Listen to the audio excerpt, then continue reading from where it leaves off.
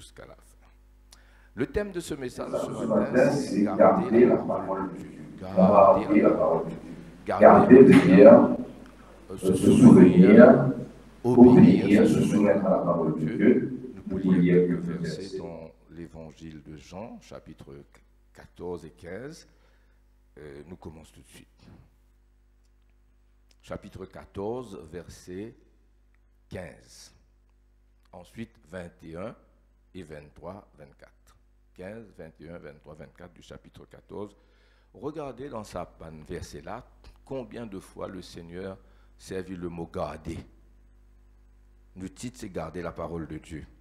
Nous le montrons aujourd'hui que vous avez déjà l'importance de la parole de Dieu, l'importance des Écritures et l'importance d'être obéissant au Saint-Esprit. Verset 15, chapitre 14, si vous m'aimez, gardez. Alors, il ne faut pas compter de toute lumière. Si vous m'aimez, gardez mes commandements. Et moi, je prie le Père, et il vous donnera un autre consolateur, afin qu'il demeure éternellement avec vous, l'esprit de vérité que le monde peut recevoir, parce que le monde ne le connaît point. Parce que le monde ne le voit point, et ne le connaît point, et vous le connaissez. Verset 15, encore une fois, si vous m'aimez, gardez mes commandements, et moi je prie le Père, et il vous donnera le consolateur. Si vous m'aimez, gardez mes commandements. Verset 21. Celui qui a mes commandements et qui les garde, gardez la parole. C'est celui-même. Et celui qui m'aime sera aimé de mon Père, je l'aimerai, et je me ferai connaître à lui. Une révélation plus profonde, une révélation continue. Ça dépend de la première partie. Si vous gardez mes commandements, celui qui a mes commandements et qui les garde, c'est celui qui m'aime, et je me ferai connaître à lui. C'est un résultat de sa première action de garder la parole de Dieu là. Je me ferai connaître à lui, verset 23-24. Si quelqu'un m'aime, il gardera.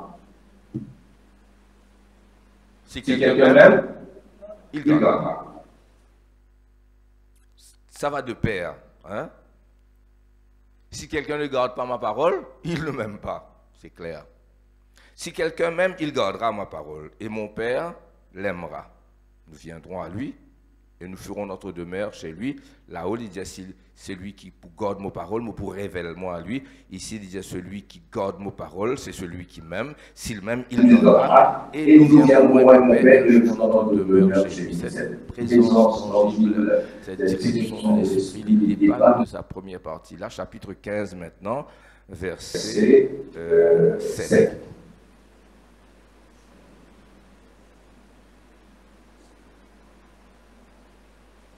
Si vous demeurez en moi et que mes paroles demeurent en vous, là il y a le mot demeure, demandez ce que vous voudrez et cela vous sera accordé. L'exaucement de la prière qui vient après comme résultat dépend de la première partie. Si vous demeurez en moi. Dans le passé, nous disons si, alors. Si tu fais ça, alors, amen. Ici, nous trouvons ça. Si vous demeurez en moi, demandez ce que vous voudrez. Verset 10, verset 9 et 10. Nous prenons le verset 9. Comme le Père m'a aimé, je vous ai aussi aimé. Demeurez dans mon amour. Si vous gardez mes commandements, vous demeurerez dans mon amour. Tous ceux qui m'aiment, si vous gardez mes commandements, vous demeurerez dans mon amour. De même que j'ai gardé les commandements de mon Père et que je demeure dans mon amour. Amen, frères et sœurs. Un verset très important. Alors, la première des choses, nous allons donner Dieu et sa parole sont un. Amen. Dieu et sa parole un. Dieu, c'est un Dieu vivant.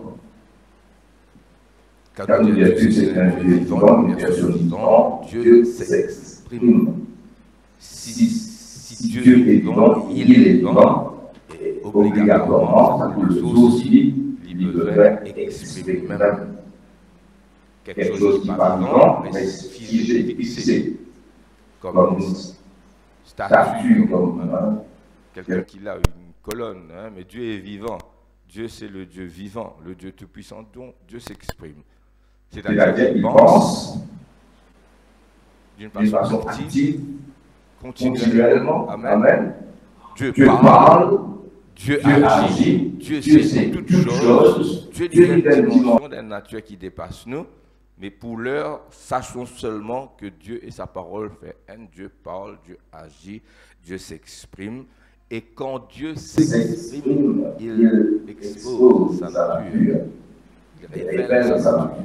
Oh, on connaît que Dieu ne change pas. Son nature est éternellement même. C'est un souci bizarre dans Dieu. Amen. Et toutes les voies de Dieu sont parfaites. Dieu n'a rien à apprendre. Dieu sait tout d'avance. Dès le commencement du programme. Amen. Dieu connaît la fin dès le commencement. Dieu connaît toutes choses. Rien à apprendre. Mais ça ne veut pas dire que le fardeau de ce fait qu'il va changer, qu'il demeure le même. Dieu n'a rien à apprendre de nouveau, que tu puisses juger dans ta tête, son cœur. Non. Dieu est vivant. Il est actif, il y a l'œuvre. Amen. Il pense, il réfléchit. Même si le fait demeure qu'il sait tout. Amen. Nous avons en quelque sorte réconcilié ça déjà. Alléluia. Il s'ensuit que, si c'est comme ça, que Dieu sait pour chacun de nous, dans un moment donné de la vie, ce qu'il nous convient de faire exactement. Amen. Vous êtes d'accord avec moi? Si j'ai besoin de prendre une décision, Dieu me laisse libre. Nous prêchons sur le libre arbitre, le libre choix que Dieu donne nous, absolument toute liberté. Mais parallèlement avec cette liberté-là, nous sommes libres de faire ce que nous voulons, avec les conséquences que Dieu prévoit, si nous obéissons à bénédiction, si nous désobéissons à malédiction, avec cette liberté. Et il y a aussi la souveraineté de Dieu. Nous avons expliqué comment cette souveraineté de Dieu pas empiète sur sa liberté-là. Ceci est dit, nous connaissons que Dieu est l'icône exactement si mon besoin tourne à droite ou tourne à gauche ou à devant, qui décision mon besoin faire. Mais il laisse-moi libre. Il y a des personnes que Dieu apporte d'autres conseils, comme Caïn par exemple. Dieu dit à Caïn qu'il a besoin de faire. Caïn, il rédit les coups, il désobéit. Hein? Si aujourd'hui vous entendez sa voix, non, Dieu, si ce n'est pas votre cœur. Donc, il y a ce Dieu vivant, puissant, qui se manifeste, lui dont la nature reste le même, éternellement, sous sainteté, sous justice, l'inestimable. De comprendre cette affaire. Et il nous besoin de prendre une décision, Dieu se révèle, lui montrer nous qu'il a besoin de faire, mais nous restons libres pour choisir d'obéir ou de désobéir. Cette liberté, nous encore une allie. Amen. Heureux est celui qui, en ce moment-là, a les principes établis dans son cœur. Ça, c'est une chose. Mais il n'y a pas que le fait de connaître les principes. Bon, cœur. Connaître les principes bibliques, les valeurs, ça, c'est une chose.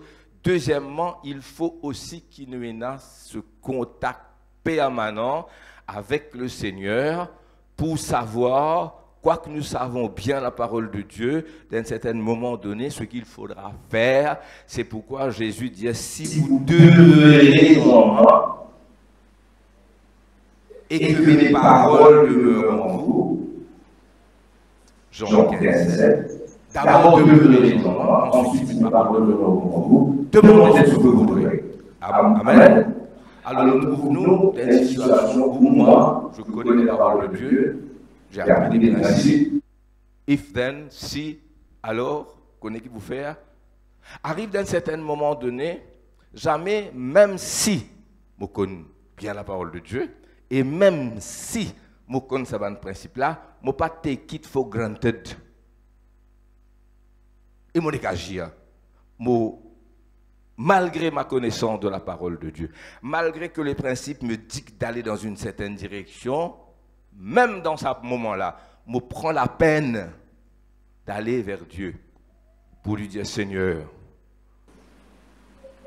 guide-moi par ton esprit. Amen. Tous ceux qui sont guidés par l'Esprit de Dieu sont fils de Dieu. Amen. Alors, vous êtes avec moi jusque-là, dis Amen.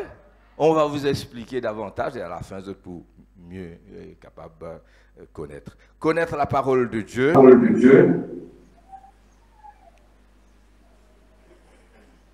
Et être guidé par son esprit dans chaque décision. Amen. De l'Ancien Testament au Nouveau Testament, il y a beaucoup de choses qui finissent changer. Ça, c'est notre deuxième point. Mais la nature de Dieu n'est pas changée. La sainteté de Dieu n'est pas changée. Dieu connaît tout. Mais dans la forme de faire, par exemple, pour aller plus vite, dans la pratique, il y a un bon nombre de choses que les Israélites faisaient et que nous ne faisons plus. Donne-moi certains. Sacrifice d'animaux. Pourquoi? Je t'y préfigure le sacrifice de Jésus sur la croix. Jésus étant crucifié sur la croix, l'agneau de Dieu, de par ce sacrifice, son sang versé apporte nous la délivrance. Nous n'avons pas besoin de faire des sacrifices. Vous êtes d'accord avec moi? Donc, nous ne pas rentrer dans les détails. Mais il y a une chose qui demeure inchangée. À travers l'Ancien Testament et à travers le Nouveau Testament, ça, cette chose est capitale. Amen. Même en ce qui concerne l'enseignement, nous trouvons Jésus beaucoup plus loin dans l'Ancien Testament. Jésus, vous avez appris, il a été dit, tu ne commettras pas d'adultère, mais moi je vous dis, si vous regardez une femme pour la convoiter, vous avez déjà commis un adultère dans votre cœur. Il a été dit que tu ne dois pas tuer ton prochain, mais moi je suis en colère, tu es déjà un meurtrier. Jésus va plus loin, Jésus apporte là la révélation finale, beaucoup plus loin que l'Ancien Testament. Jésus, c'est Dieu révélé. Amen. C'est la parfaite théologie. Mais, alors, il y a, dans tout un changement, il y a un qui dans l'Ancien Testament et dans le Nouveau Testament, mon désir après ça ici, c'est écouter ma voix. À travers l'Ancien Testament, Dieu va dire à Israël, écoute ma voix. Si tu écoutes ma voix, ton bonheur tire comme un fleuve. Si tu désobéir à ma voix pour arriver à tel malheur, écoutez la voix de Dieu, et quand on arrive dans le Nouveau Testament, où Jésus dit la même chose. Mes brebis écoutent ma voix, dans Jean chapitre 10. Elles n'écouteront pas la voix des étrangers parce qu'elles ne connaissent pas la voix des étrangers. Elles fuiront loin des étrangers. Mes brebis connaissent ma voix. Amen. Si les autres mots disciples, écoute-moi. Donc, cette affaire d'écouter la voix de Dieu, là, il transcende l'Ancien et le Nouveau Testament partout. Nous devons apprendre à écouter la voix de Dieu. Vous êtes avec moi jusque-là, mes frères et sœurs? Alléluia, gloire à Jésus. Une fois, là, nous rentrons dans le vif du sujet, écoute bien, c'est très important. Quand la parole de Dieu est annoncée à quelqu'un ou à une église, immédiatement, sans manquer, tout le temps, le diable va se lever contre cette personne, contre cette église. Le diable est un acharnement terrible. Moi, je peux dire inexplicable. Moi, c'est explicable, parce qu'il n'est pas content de Dieu. Le diable est un acharnement terrible contre la parole de Dieu. C'est son combat. Nous n'allons pas lire. Lisez à la maison. Matthieu, chapitre 13, à la maison. La parabole du semeur. La parabole du semeur, le semeur se lève le matin, il sort, il va semer, et la semence, c'est la parole de Dieu. Jésus explique que la semence, c'est la parole de Dieu, et dès que la semence est semée, une partie tombe dans un terrain pierreux, une autre partie dans un terrain on a des épines, une autre partie, et les épines vont se lever et étouffer la parole de Dieu, et une partie, dès que ça va monter, le soleil va brûler la plante, et puis la semence va tomber dans la bonne terre. Et moi, pas pour rentrer dans sa parabole là aujourd'hui, mais il suffit de lire les explications de Jésus pour trouver que l'acharnement du diable et tout le combat qui est là, c'est contre cette parole. Amen. Contre la parole de Dieu. Moi, pas pour lire, mais pas besoin d'être ouvert. Je fais les visites moi-même. Matthieu 13, pas toute la parabole, seulement dans l'explication. Celui qui a reçu, verset 20, celui qui a reçu la semence dans les endroits pierreux, c'est celui qui entend la parole et la croit aussitôt avec joie, la reçoit avec joie, mais il n'a pas de racine en lui-même, il manque de persistance. Et dès que survient une tribulation ou une persécution à cause de la parole, la persécution vient à cause de cette parole. Ce n'est pas simplement toi que le diable va persécuter ou que les gens vont se lever contre toi parce qu'ils ne t'aiment pas, mais parce que tu as la parole de Dieu. Il y trouve une occasion de chute. Amen. Et puis, celui qui a reçu la semence parmi les épines, c'est celui qui entend la parole, mais et en qui les soucis du siècle et la séduction des richesses étouffent cette parole. La guerre, c'est contre la parole et la rend infructueuse. Amen. Bon, je me suis dit, nous pas pour lire, quand même, nous lire une bonne partie. Eh bien, frères et sœurs, la guerre du diable, c'est contre la parole de Dieu. Comprends ça bien. Et dès que nous recevons la parole de Dieu, le monde ne nous aimera pas. Jésus va dire, Père, dans chapitre 17, dans la prière sacerdotale, Père, je leur redonnais ta parole. Et le monde les a haïs. Tout de suite, dans la même phrase. Père, je leur ai donné ta parole. Et le monde les a haïs. Ou les pas une persécution, ou le diable parler contre vous, n'est pas la parole de Dieu dans les cœurs. Elle est inévitable. Ce n'est pas possible de recevoir la parole de Dieu et ne pas avoir cette guerre du diable et les soucis du siècle et pour étouffer cette parole. C'est là que ce titre prend son importance parce que on prend l'idée des paroles du Seigneur, garder la parole de Dieu. 3 exemples pour faire comprendre. Dans le livre de Job, chapitre 1er, on prend 3 exemples. Hein? Et les anges sont rassemblés devant Dieu et le diable vient aussi. Et là, Dieu va lui dire, as-tu remarqué mon serviteur Job? Il n'y a personne comme lui. Job chapitre 1er, 6 de tous les ce n'est que le testament, je continue. Hein? Il n'y a personne, c'est un homme intègre, droit, craignant Dieu, c'est détournant du mal. Qu'est-ce qui se passe là? La parole de Dieu est sortie, la parole de Dieu sort. Dieu révèle, Dieu parle, c'est Dieu vivant. Dieu révèle quelque chose devant tous les anges et en présence de Satan dans Job chapitre 1er. Il dit, c'est un homme intègre, juste, croyant Dieu. C'est Dieu qui donne son verdict. C'est celui qui sonde les cœurs et les rêves, c'est tout. D'après qui Job tu peux faire? Qui est ça que tu peux faire? Et les anges sont là. Tu es grand Seigneur, ce que tu dis est la vérité, nous t'adorons. Amen. Non, Dieu montre la parole de Dieu et sorti, le diable va immédiatement attaquer cette déclaration de Dieu. Verset 9. Et Satan répondit à l'Éternel, est-ce d'une manière désintéressée que Job craint Dieu? Ne l'as-tu pas protégé, lui et sa maison, tout ce qui est à lui? Tu as béni l'œuvre de ses mains et ses troupeaux couvrent le pays. Et tends ta main, touche-le, le souci qu'il te maudit en face. Où trouve ce qui m'a fait prêcher là?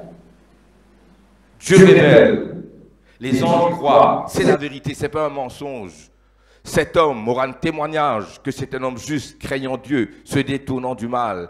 Et le diable, tout de suite, face à face avec Dieu et en présence des anges, cet être qu'on appelle Satan, hein, il rébelle contre cette parole, il n'est pas accepté, il challenge cette parole. En d'autres mots, la Bible dit concernant Job, dans toute cette tribulation, dans toutes ces choses, Job n'attribua rien d'injuste à Dieu. Job n'attribua rien d'injuste à Dieu. Et c'est ça qu'on peut faire, le contraire de Job. Il peut attribuer des choses injustes à Dieu et à Job. Il peut dire, tout ça là, c'est, comment on appelle ça? Pas vrai. Imitation faite va qu'on est qui mot français, qu'on va dire. C'est pas vrai. L'adoration de cet homme n'est pas genuine. C'est pas la vraie adoration. Et toi te protèges, dit. Qui fait te protéger? Parce qu'il y a d'autres, toi.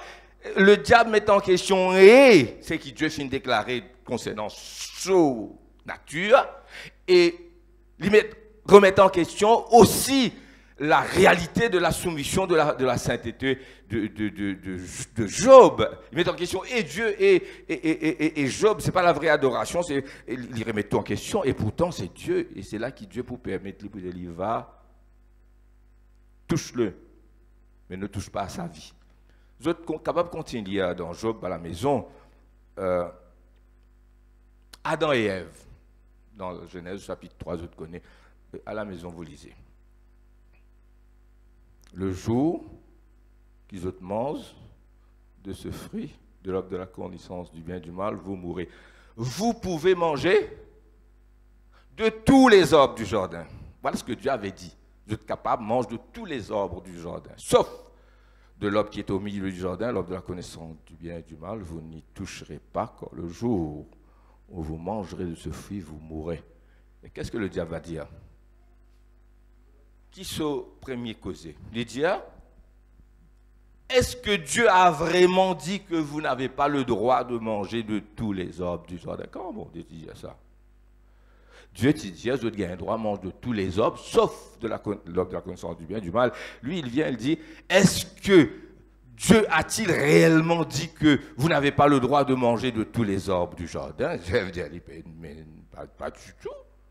Nous avons le droit de manger de tous les arbres, sauf de l'arbre de la connaissance du bien. Ne pensez pas si vous aimez la conversation, Ali. Vous n'êtes pas d'accord avec moi? Alors il va retourner la chose. Ah, vous ne mourrez point, vos yeux s'ouvriront, vous connaîtrez le bien et le mal. Et quand la parole de Dieu est exprimée, dans le cas de Job, le Père assez vite, à cause de l'heure, et dans le cas d'Adam et Ève.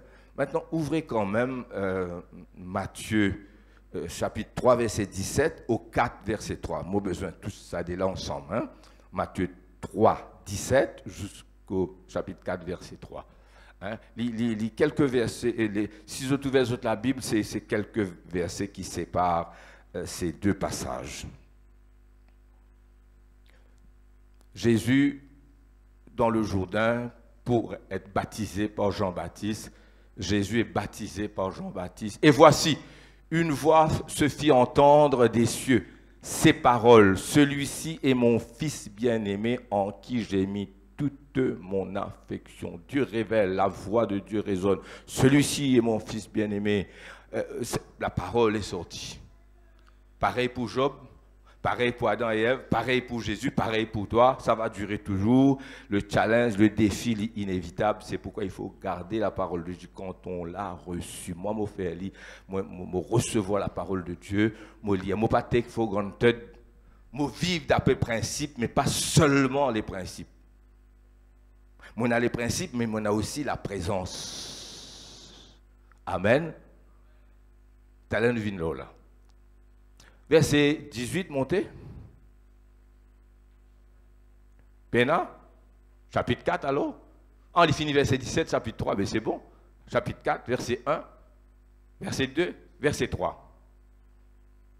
Donne-moi verset 3 maintenant. Donc, entre chapitre 3, verset 17 et chapitre 4, verset 3, il y a quelques versets. Le tentateur s'étant approché lui dit, si tu es fils de Dieu, ordonne que ces pierres deviennent du pain. Est-ce que je finis remarque quelque chose comme moi?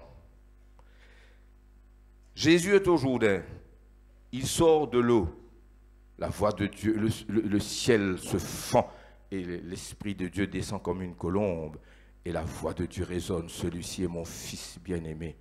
Amen, en qui j'ai mis toute mon affection. L'Esprit Saint pousse Jésus dans le désert. Le diable vient pour le tenter. Qu'est-ce qu'il dit? Cette parole qu'il vient d'entendre là, c'est une dernière parole que Jésus entendait. Amen. Juste après, vous êtes avec moi? Il vous challenge cette parole.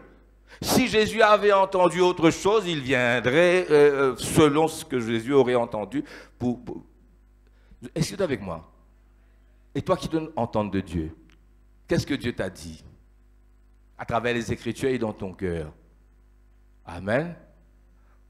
Mot content lié les Écritures, incontournable ça. Hein? Il faut que les Écritures nous donnent des principes de vie. Mais une fois que ces principes nous a donné ces principes, il y a la présence de Dieu qui continue.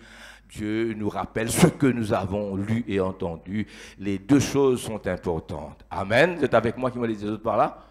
Alléluia. Ainsi, et Jésus va répondre, il est écrit, hein, il est écrit, l'homme ne vivra pas de pain seulement, mais de toute parole qui sort de la bouche de Dieu.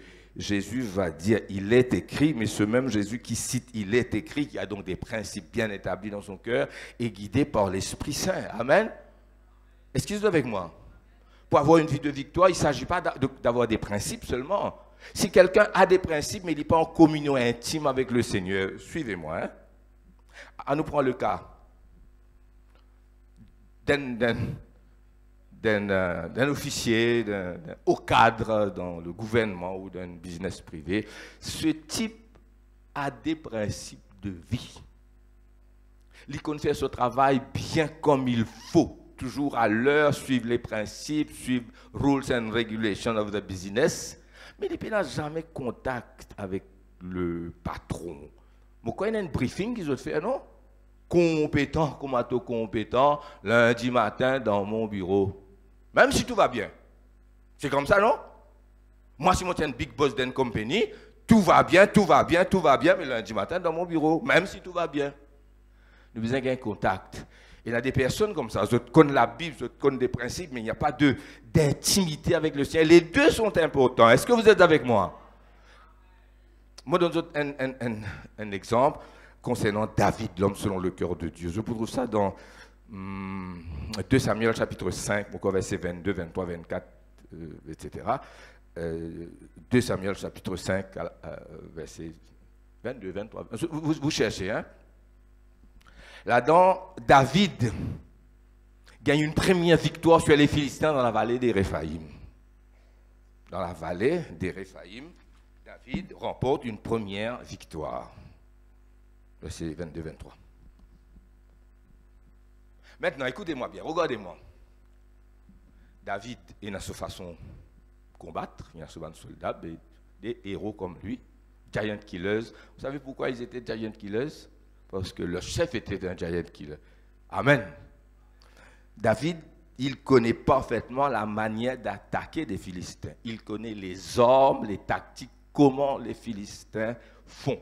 Il a été même chez eux un certain moment pour se cacher. D'accord?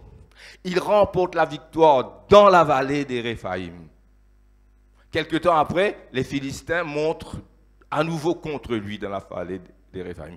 Qu'est-ce que tu veux faire? Nous tu peux take for granted. Moi, en principe, beaucoup de manières de combattre, beaucoup d'autres manières de combattre, nous sommes dans le même champ de bataille, dans la même plaine, et nous tu peux rush, sachant que nous connaissons. Non, regarde ce que David fait. Avec toute connaissance qu'il y en a, hein? Verset 23. David consulta l'Éternel, et l'Éternel dit, tu ne monteras pas. Tourne-toi par derrière, et tu arriveras sur eux vis-à-vis des mûriers. Et quand tu entendras des bruits de pas dans les cimes des mûriers, alors hâte-toi, quand c'est l'Éternel qui marche devant toi. Un cantique que moi que Janine connaît, peut-être un jour Pascal capable récomposer ça. Quand tu entendras des bruits de pas dans les cimes des mûriers. Et là, il attend silencieusement. Sachant tout, il connaît des principes, il connaît tout là, c'est ce qui fait nous errer, frères et sœurs. C'est pas qu'il nous pas connaît, mais avec toute connaissance que j'ai des principes, mon God, tout ça dans mon cœur, je ne renie pas mes principes, mes valeurs, hein, mais je vais quand même devant Dieu pour dire, Seigneur, qu'est-ce que je fais là? Et Dieu peut me dire, attends, Amen, ne lui impose pas les mains directement maintenant, par exemple. Je ne sais pas, je vais un peu trop loin peut-être dans le ministère. Amen. Oh, ils imposeront les mains aux malades, les malades seront guéris, c'est connu ça, amen. Mais dans un cas particulier, Dieu peut me dire, retiens-toi, Est-ce qu'il est avec moi? Pour une fois. Si j'ai trop parlé, excusez-moi. Mais c'est ça qui me peut enseigner aujourd'hui. Si vous demeurez en moi et que mes paroles demeurent en vous. Ça veut dire que nous sommes remplis de la parole de Dieu, que la parole de Dieu habite dans vos cœurs abondamment. Et puis il y a le Saint-Esprit qui souffle et qui rend cette parole. Et quelquefois, Dieu nous rappelle une parole et ça devient vivante dans votre cœur. Ça m'est arrivé plusieurs fois. Alors moi j'y, sinon j'attends. Malgré le fait que je connais, je pourrais prendre sur moi-même, puisque je connais, take it for granted, moi j'y. Et je dois être avec moi. Je préfère attendre que Dieu confirme ce que je sais déjà pour me dire. C'est pourquoi je ne vais pas dire que je vais faire erreur toujours, mais j'ai raison, disons à 90%, mettons 10% d'erreurs humaines, frères et sœurs. Amen. On y a de grandes victoires comme ça. C'est pourquoi, alors, il y a ce challenge, il y a ce défi, alléluia, qui vient contre la parole de Dieu. Et là, il faut garder la parole de Dieu. On traverse de grands combats, comme vous savez. On est devant le Seigneur. J'aurais pu dire, la chose est comme ça, ça. Bon, et je réagis de telle manière. Toute la connaissance est là, mais mon besoin quand même aller devant Dieu. Dieu reconfirme, ravive tout cela. Et si tu es avec moi, mais qui Dieu pourra raviver? Qui Dieu pourra appeler? Si dans la mémoire il n'y a rien, si dans le background de hard disk, vous allez lire, étudier la parole de Dieu. Amen. Si vous demeurez en moi et que mes paroles demeurent en vous. Alors, moi, souhaitez qui ça capable et Dieu. Alors, aujourd'hui, si vous entendez sa voix, non, Dieu, si ce n'est pas vos cœurs, parce que cette parole va raviver, va renouveler, va faire sortir quelque chose qui est déjà dans votre cœur et ça va persister. Amen. Vous allez dormir et vous lever avec cette parole.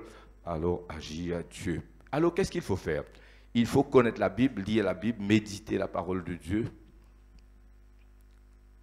Béni soit heureux celui qui ne marche pas selon le conseil des méchants, ne s'assied pas en compagnie des moqueurs, mais qui trouve son plaisir dans la loi de l'Éternel et qui la médite jour et nuit. Amen. Avec cette connaissance et dans cette dépendance du Saint-Esprit, les deux vont de pair. Alléluia, frères et sœurs. Alors, résultat, on va vers la fin.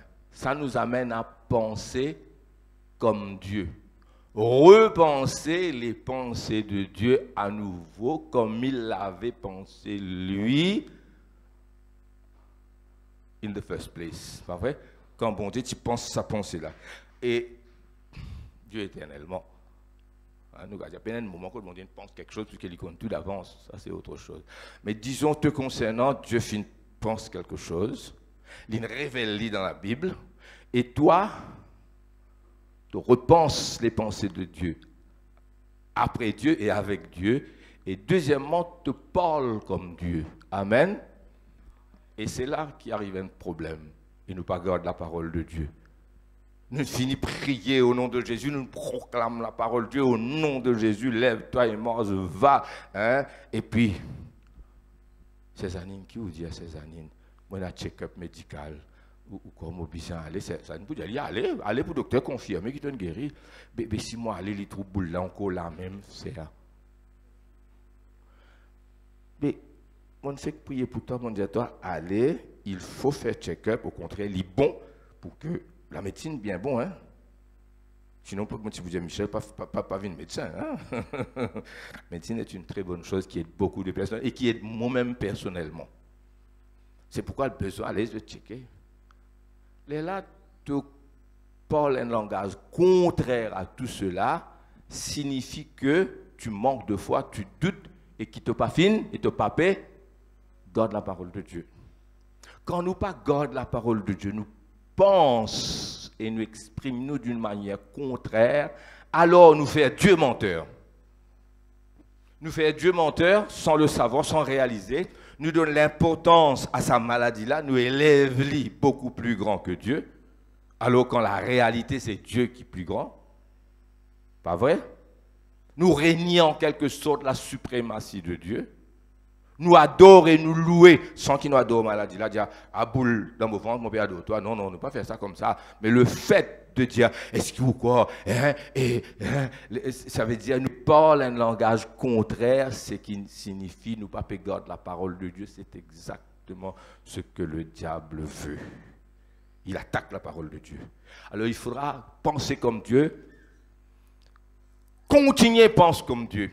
Chaque fois qu'il te cause une cause contraire à ce que la Bible dit, comme les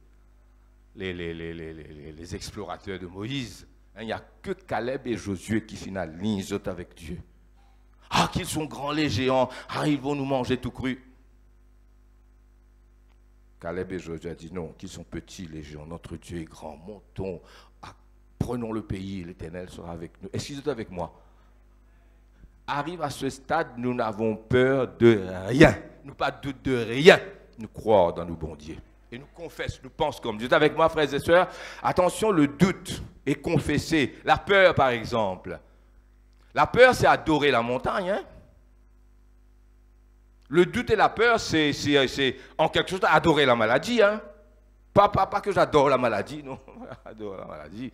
Mais est-ce qu'ils sont avec moi? Nous ne reconnaissons pas qu'il nous fait. C'est pourquoi Dieu se lève contre la désobéissance, contre ça. Alors, moi, pour Dieu, cette parole, dans quelques instants, j'aurai terminé. Qu'est-ce que Dieu t'a dit à toi et à vous, et à moi? Moi, je regarde la parole de Dieu. Je dis à vous, quand Dieu nous donne une parole, je reste tranquille, moi, tanne, je mal à l'aise quand je ne peux pas encore recevoir sa parole. Mais une fois qu'il m'entend cette parole, je peux entendre tout ce qu'ils sont capables de dire moi. Il y a 1001 voix. Mes brebis écoutent ma voix. Amen. Ne pas croire Dieu, c'est le faire menteur. Dire le contraire, c'est se montrer plus sage. Dieu a dit quelque chose, tu dis quelque chose de contraire, mais tu es plus intelligent, mon gars. Hein? Ah ben, comme le diable le fait à chaque fois. Dieu dit, cet homme, c'est l'homme le plus sage, l'homme le plus obéissant. Ah, tu le dis. Comment dire, bon Dieu, Satan dit, bon Dieu, c'est toi qui le dis, qui c'est? Hein? Mon cher, s'il passe dans le trial, il désobéit à toi. Où trouve la mentalité du diable? Quelquefois, ce n'est pas le diable qui le fait, c'est toi. C'est douter de sa puissance. C'est élever le problème plus grand que Dieu. Terminons dans l'Apocalypse. Nous lire maintenant, il faudra lire. Hein? Chapitre 2 et 3. Les 7 lettres. La fin des 7 lettres. Chapitre 2, verset 7. Apocalypse. Puis nous allons continuer avec. Rester jusqu'à la fin, parce que moi, besoin de rester jusqu'à la fin. Que celui qui a des oreilles, à la fin de la première lettre, ça, hein, que celui qui a des oreilles entende. Jésus finit toujours dire ça. Que celui qui a des oreilles pour entendre, entende. Que celui qui a des oreilles pour entendre, entende. Que celui qui a des oreilles pour entendre. Et si vous entendez sa voix, non, Dieu, si ce n'est pas vos cœurs, que celui qui a des oreilles entende ce que l'Esprit dit aux églises. À celui qui vaincra, je donnerai à manger de l'ordre de vie qui est dans le paradis de Dieu. Amen. Alors, il faudra écouter ce que l'Esprit dit aux églises. Amen. Ce que l'Esprit Saint dit. Et l'Esprit Saint, quand il dit, il pour révéler nous la parole écrite.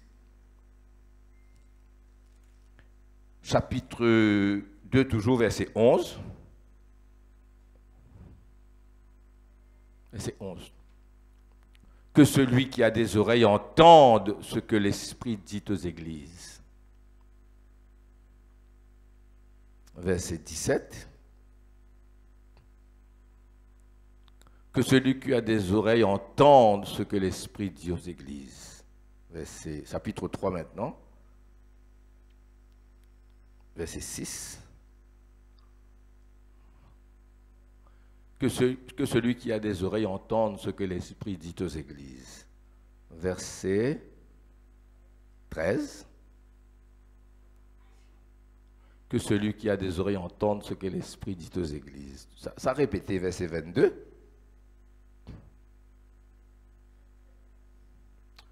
Que celui qui a des oreilles entende ce que l'Esprit dit aux églises. Il est important que d'une part, nous connaissons les Écritures. D'autre part, nous vivons dans une communion continue avec Dieu pour que l'Esprit Saint capable, au moment venu, nous pas take for granted, nous prendre une décision, même si nous connaissons la parole de Dieu, il faudra que ce soit les Écritures dans notre cœur et l'Esprit Saint nous guidant. Amen. Vous êtes avec moi? Sinon, nous pouvons venir avec sa CEO compétent, mais pas gagner du tout contact avec le maître. Sinon, il fait ce travail bien. Tu es lundi absent, quand il y a un briefing. Hein? Et moi, il parle briefing du tout. Mais il est excellent, hein? Mais ça ne va pas. Ça ne peut pas aller. Même dans une famille, ça ne peut pas aller. Un garçon qui fait tout bien, une fille qui fait tout correctement, mais jamais de rencontre, sa place à table est toujours vide. Connaître la parole de Dieu, les Écritures, c'est... Sinon, nous devenons des théologiens qui n'ont pas de contact avec Dieu. Est-ce que vous êtes avec moi? Nous allons nous arrêter là, que Dieu vous bénisse. Si vous demeurez en moi d'une part, et que mes paroles demeurent en vous, alors les Écritures prennent la force extraordinaire. Dieu me parle. Je ne peux pas prétendre que Dieu me parle plus que vous. Je ne commence aucune journée sans Dieu. Comme en France ou bien comme à Rodrigue, c'était un peu pas pareil. Mais nous, à soi, nous prions moins que ces années. Quand nous sommes cassés n'importe quelle heure. Mais ici, nous avons quand même des habitudes. J'écoute la voix de Dieu. Je lis ma Bible. Mais je ne me contente pas que de lire. Ou bien me contenter d'avoir des principes que je garde d'ailleurs. Mais je lis ma Bible pour dire, Seigneur, parle-moi à nouveau. Il y a des passages qui ne me connaissent pas au cœur, moi je prêche 1000 fois là-dessus, et Dieu me donne des choses nouvelles. Je me dis, Seigneur, ça, j'ai jamais vu ça. Tout ce temps que je lis cette Bible et ce passage, il y a l'Esprit qui est là. Amen. Qu'est-ce que Dieu t'a dit récemment? Qu'est-ce que Dieu t'a dit hier? Est-ce que Dieu t'a parlé dans la semaine? Est-ce que Dieu t'a parlé ce matin? Je ne sais pas. Je sais ce que Dieu m'a dit, moi. Amen. D'accord? Garde cette parole. Le diable vous challenge cette parole. Il va faire tout pour que tu lâches cette parole. Mais garde, obéis. Amen. Seigneur, nous te rendons grâce. Oh, rapacantoro.